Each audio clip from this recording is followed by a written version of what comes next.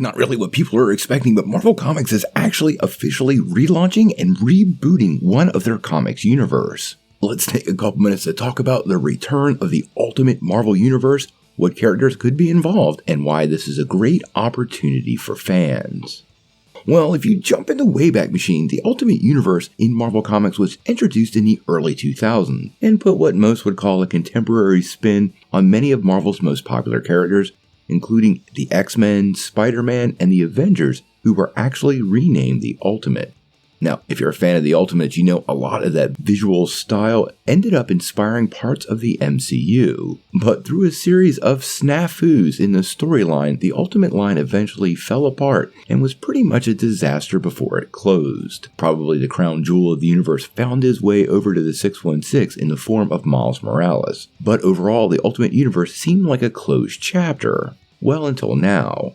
Now, this caught me completely off guard, because we knew the Ultimate Invasion series was headed our way and we see a return of some of those characters. But Marvel has doubled down on this and announced that a new Ultimate Universe is going to spin out of that month's event. Now, in the announcement, Marvel actually said Hickman and Hitch's new universe will, quote, revolutionize the world outside your window.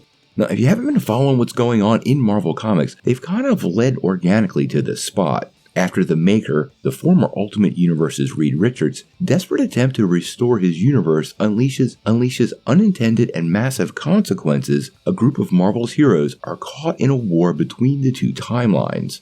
As the universes collide against each other, all the foundational work for the new line of Ultimate Comics will be built. Now, all of this is kicking off in Ultimate Universe number 1, coming this November, which will be a one-shot written by Hickman with it illustrated by Stefan Casilli and a cover by Brian Hitch. We've actually gotten early looks at all the covers. You should have been seeing them for a while, and all of them really do look like the classic and good aspects of this universe return to life.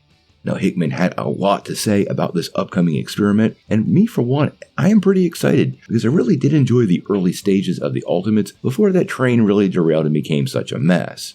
In the announcement, Hickman said, "What made the Ultimate Universe originally really interesting was that it was a reflection of the world outside your window, in that moment you were living in. What does the world look like we're living in now? It's kind of shocking how much the world has changed in that period of time. The idea of it would be to see the genesis of superheroes in a brand new world in a really fascinating exercise." Now, one of the key aspects of this new universe is it won't be a continuation of the old Ultimate Comics. Like I said, that was a mess.